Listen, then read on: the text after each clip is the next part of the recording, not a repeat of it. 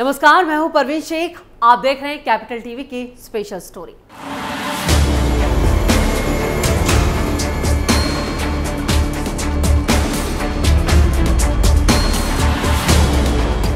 देश में हर घंटे 3 महिलाएं रेप का शिकार होती हैं, यानी हर 20 मिनट में एक। रेप के मामलों में 96% से ज्यादा आरोपी महिला को जानने वाले होते हैं। रेप के मामलों में 100 में से 27 आरोपियों को ही सजा होती है, बाकी बरी हो जाते हैं।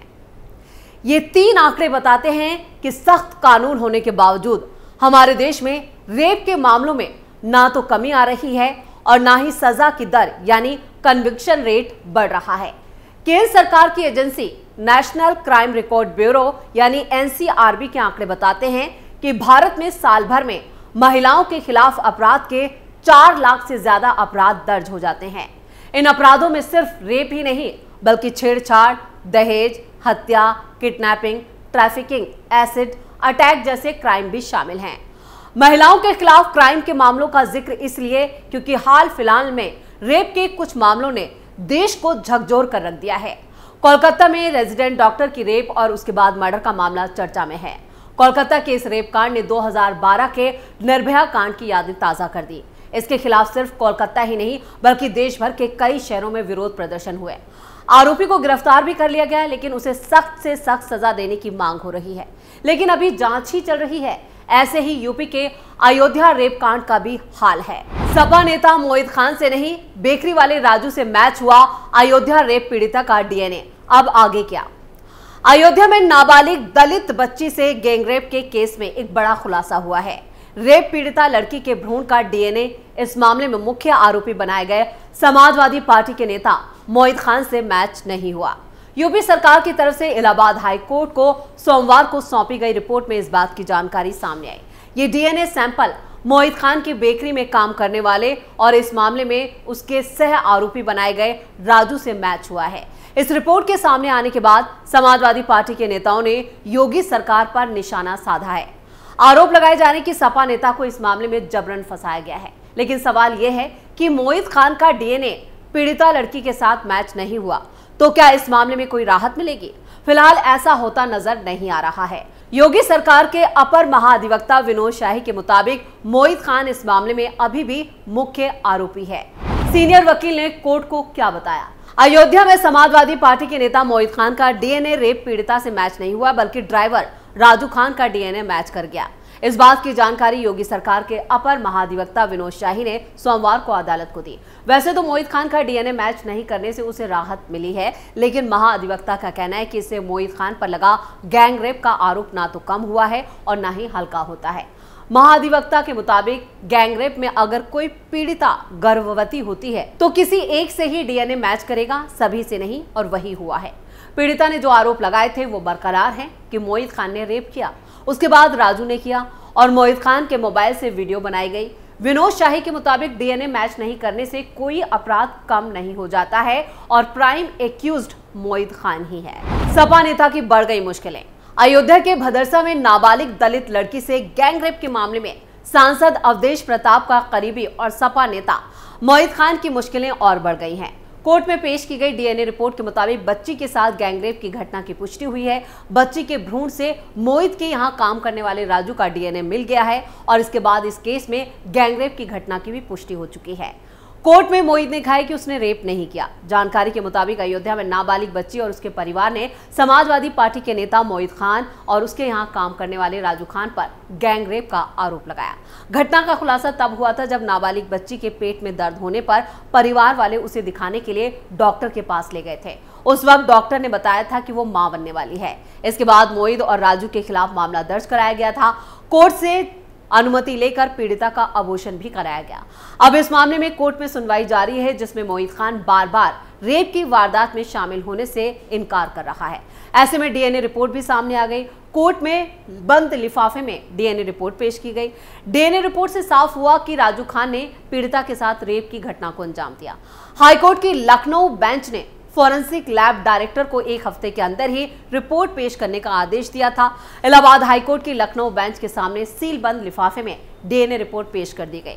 पूरे मामले में महाधिवक्ता विनोद शाही का कहना है कि राजू खान का डीएनए तो मैच हो गया। उन्होंने ये भी कहा क्योंकि मामला गैंगरेप का है, इसलिए एक आरोपी के डीएनए मैच से ये साबित होता है कि नाबालिग के साथ वारदात को अंजाम दिया गया। उन्होंने ये भी कहा कि राजू खान की उम्र 20 साल है और इसलिए उसके रेप से प्रेगनेंसी के चांसेस बढ़ जाते हैं। मोहित खान लगातार इस मामले में कह रहा है कि उसने रेप नहीं किया। उन्हें लगता है कि मोहित खान झूठ बोल रहा है। मोहित खान और नौकर राजू पर लगा गैंगस्टर एक्ट, 25 अक्टूबर तक रिमांड पर भेजा गया। इलाहाबाद हाईकोर्ट में डीएनए रिपोर्ट सामने आने के बाद इस मामले के दोनों आरोपियों पर कानून का शिकंजा और कस चुका है। वैसे इस मामले की जांच अयोध्या राम जन्मभूमि थाने के इंचार्ज देवेंद्र पांडे कर रहे हैं। इस बीच दोनों आरोपियों को कोर्ट से 25 दिन की रिमांड पर भेजा गया है। अयोध्या में नाबालिग से रेप के मामले में सपा नेता मोहित खान और उसके नौकर राजू खान पर गैंगस्टर एक्ट भी लगाया गया है। आपको बता दें कि उत्तर प्रदेश पुलिस ने 30 जुलाई को अयोध्या जिले के पूरा कलंदर इलाके से बेकरी मालिक अहमद को राजू के साथ गिरफ्तार किया था। दोनों पर 12 साल की बच्ची के साथ बलात्कार करने का आरोप था, जिसके बाद लड़की गर्भवती हो गई थी और बाद में उसका गर्भपात कराया गया। इलाहाबाद हाईकोर्ट की लखनऊ बेंच ने जमानत याचिका पर सुनवाई करते हुए भ्रूण की डीएनए रिपोर्ट तलब की थी। रिपोर्ट को रिकॉर्ड पर लेने के बाद जज पंकज भाटिया की बेंच ने अगली सुनवाई 3 अक्टूबर को तय की। मोहित की तरफ से दलील दी गई कि वो 71 साल का शख्स है और उसे राजनीतिक कारणों से इस मामले में फंसाया जा रहा है। जमानत याचिका का विरोध करते हुए यहां पर वकील ने कहा कि मामला बेहद गंभीर है और ये पीड़िता जो है वो नाबालिग है और आरोपी और उसके नौकर पर उसके साथ दुष्कर्म करने का आरोप है। उत्तर प्रदेश विधानसभा में योगी आदित्यनाथ ने दावा किया था कि आरोपी समाजवादी पार्टी से है और उनका अयोध्या के सपा सांसद अवधेश प्रसाद से खास रिश्ता है। नाबालिगों के लिए पॉक्सो एक्ट 2012 के निर्भया कांड के बाद ही यौन हिंसा के नाबालिग पीड़ितों के लिए भी कानून लाया गया था। ये कानून था पॉक्सो यानी protection of children from sexual offence act. इस कानून को 2012 में लाया गया था। ये बच्चों के खिलाफ होने वाले यौन शोषण को अपराध बनाता है। ये कानून 18 साल से कम उम्र के लड़के और लड़कियों दोनों पर लागू होता है। इसका मकसद बच्चों को यौन उत्पीड़न और अश्लीलता से जुड़े क्राइम से बचाना है। इस कानून के तहत 18 साल से कम उम्र के लोगों को बच्चा माना गया और बच्चों के खिलाफ क्राइम के लिए कड़ी सजा का प्रावधान भी किया गया है। पॉक्सो कानून में पहले मौत की सजा नहीं थी, लेकिन 2019 में इसमें संशोधन कर मौत की सजा का भी प्रावधान कर दिया गया। इस कानून के तहत उम्र कैद की सजा मिली तो दोषी को जीवन भर जेल में ही बिताना होगा। इसका मतलब यह हुआ कि दोषी जेल से जिंदा बाहर नहीं आ सकता।